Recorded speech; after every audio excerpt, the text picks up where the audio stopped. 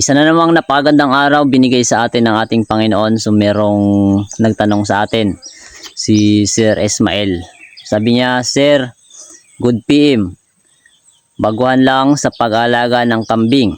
Meron ako bagong anak. Ano po i-injection ko sa nanay at anak?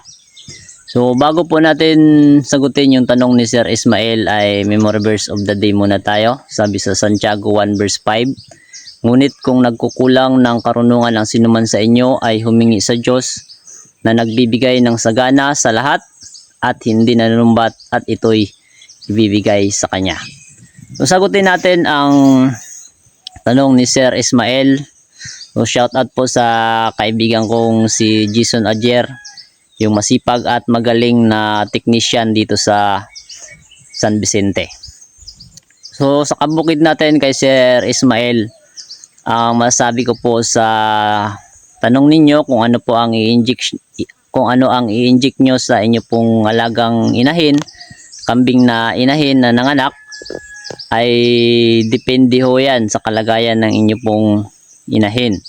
So tayo po ay hindi naman veterinaryo, ang sabihin po natin ay base lamang sa atin pong mga experience sa ating pag-alaga ng kambing tsaka sa atin na ring pananaliksik. So pagpalagay natin, kasi hindi mo naman sinabi dito sir kung ano bang kalagayan ng iyong inahin, kung yan ba ay hindi makatayo, nahihirapan sa panganak, o pagpalagay natin na yung inahin ay kulang sa katawan, sabi natin hindi ganong kataba, tapansin mo na kulang sa gatas.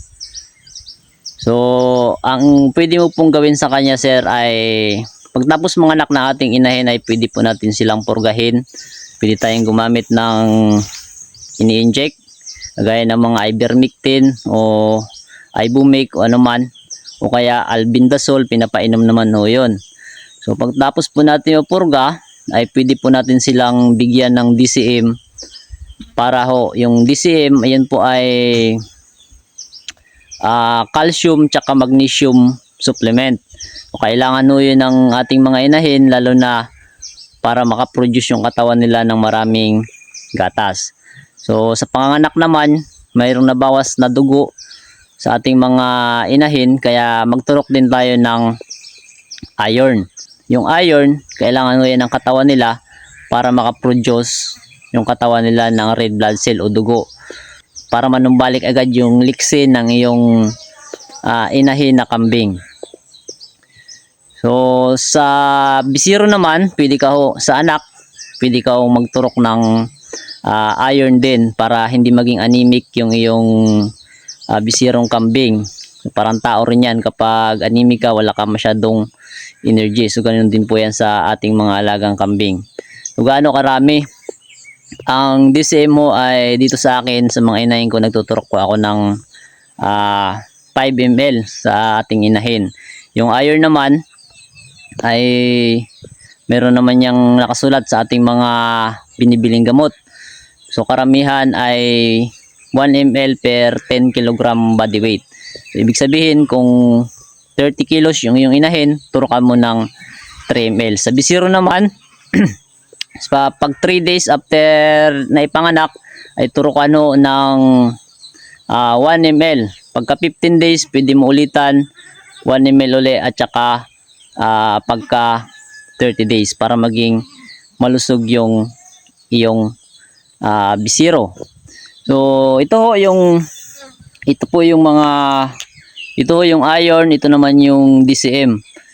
So naubos na yung ating mga gamot na ginagamit. Pwede ho kayong mag-order nito sa online.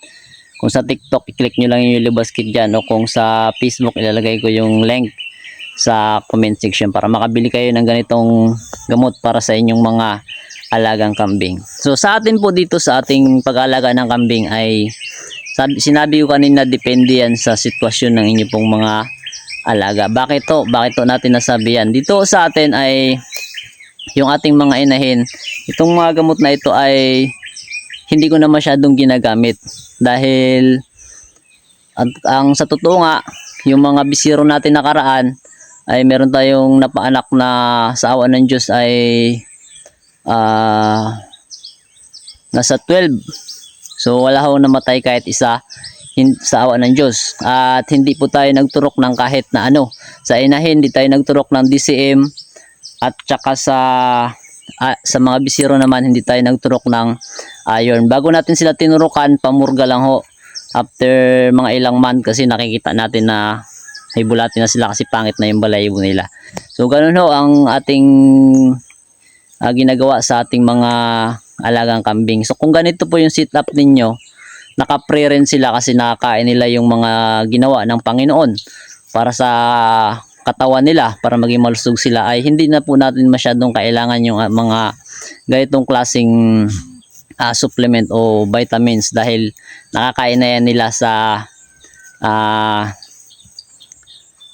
pagkain nila, nakakuha sila ng vitamins sa araw kaya hindi na tayo masyadong nagba-vitamins. So yan, okay naman. At itong mga ganitong klaseng supplement, ginagamit ko na lang to kapag napansin ko na mayroon tayong inahin na matanda na, minsan hirap na sila sa nalulumpo sila o kulang yung gatas nila dahil nga matanda na sila. Yun yung ginagamit natin. Ibig sabihin yung kinakailangan na lang, yun na lang yung ginagamitan natin ito. So, hindi na tayo masyadong gumagamit ito dahil naka-pre-rinse po yung ating mga alaga, binibitawan natin sila. So ngayon nga ay bibitawan na natin sila. So Sir Ismael, sana meron tayong natutunan sa ating video ito. Salamat sa panonood at God bless at happy goat farming. So magbibitaw na rin tayo ng ating mga alagang kambing. Papalo po ng ating pong account sa mga sunod po nating video, mga buhay bukid, pag-alaga ng kambing ay meron po tayong sama-samang matutunan. God bless at happy goat farming. For Jesus is my life. Oh, there's sunshine, blessed sunshine, when peaceful, happy moments, when Jesus shows a smiling face. There is sunshine in my soul.